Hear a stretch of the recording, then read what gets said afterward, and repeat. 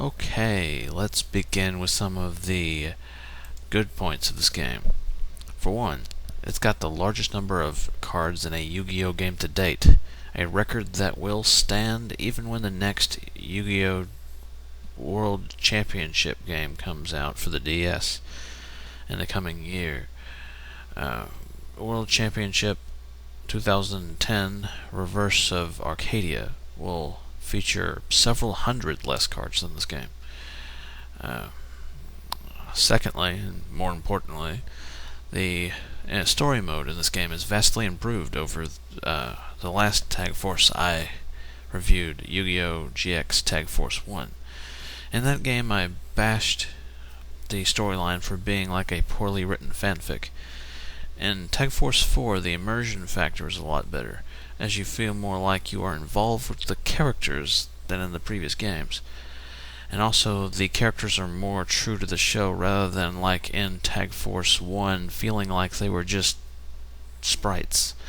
They were just the deck and something that was made to look like the characters. Also, compared to Tag Force 1, the packs are a lot more easy to unlock. Packs being the booster packs you buy cards in. In the original Tag Force, I never unlocked half the pack playing through the game. And in this game, I've played through the game and unlocked all but the last 5.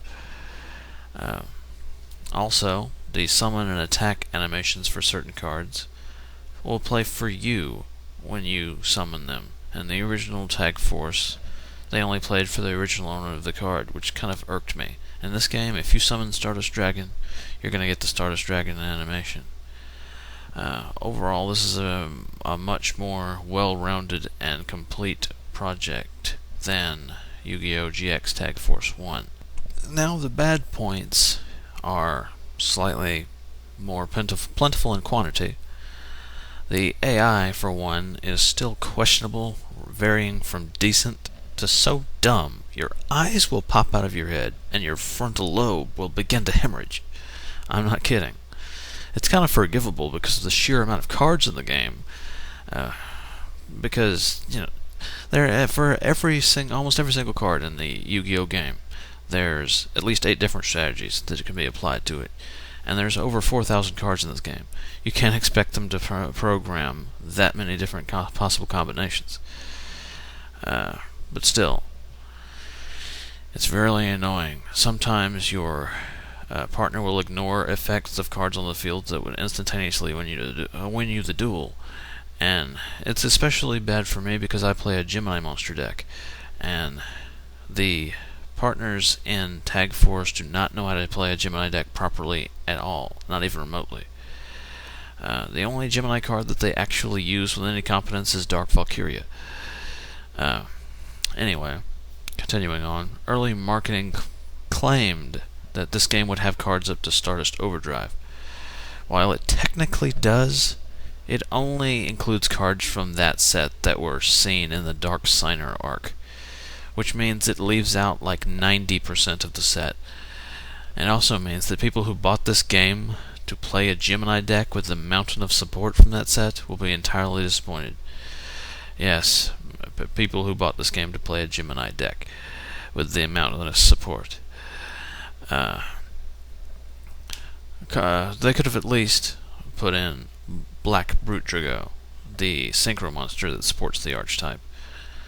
And taking out one of the hundreds of miscellaneous useless cards that are just in there for collecting. Just one. That's all I wanted. Just remove one of those. Also, the individual stories in this game. Each character having their own individual story that you play through by befriending them, escalatingly, working on their little heart meter. The individual stories do not overlap well and create continuity errors when playing on the side of, even when playing on one side. The members of the side of good and the members of the side of evil their events don't collaborate with each other very well. This is understandable, of course. It's just the style of the game, but it still irks me a little bit. Next, Although understandable, I wish they hadn't taken out the summon and attack animations from the GX games in the Tag Force series. I understand why they had to take them out for space reasons, but still, I would like a Neos animation when I summon Neos, or if I ever play one, a Neos deck or something. Also, I complained about this in the original, my first review of a Tag Force game. There's still no voice acting in this game. What is it with Yu-Gi-Oh games outside Japan and no voice acting? This is also true of World Championship '09. People who bought it for the United States might not have realized there was actually voice acting in that game. I would recommend, if you buy World Championship '09, which I wouldn't recommend buying it, I might review it later, but I'd recommend you buy import the Japanese version, because you can select United States as your country and all the text is translated into English. And you'll have the voice acting during certain scenes. Did you know that in World Championship '09, during tournaments, the Master of Ceremonies actually does commentary for your duels? Mind you, if you don't know Japanese, you won't understand the word he's saying, but still, it's a nice thing, and I wish they would have included that in the American version of the game, or international. My final say on this game has to be incredibly positive, really. This is vastly superior to the previous Tag Force game I reviewed. I haven't played 2 and 3 yet. I was actually surprised that they called it Tag Force 4 when they released it in America, as America did not get Tag Force 3. Anyway, your character's more important, the story is vastly better, you can play as good and evil. There's a lack of turbo dueling in this game, which is a thing some people might be agitated about, but I can understand why they didn't put it in. Maybe it will be in future editions, I don't know. Overall, I have to give this game an 8 out of 10. It's an incredibly good game, and I would recommend you buy it over World Championship 2009, Stardust Accelerator, even though that was a decently good game. The World Championship mode of World Championship '09 is a decent game, but the story mode is crap. World Championship 2010 you might want to invest in when it comes out. But overall, Tag Force 4 is a great game. At a 8 out of 10. cheezeofages signing off.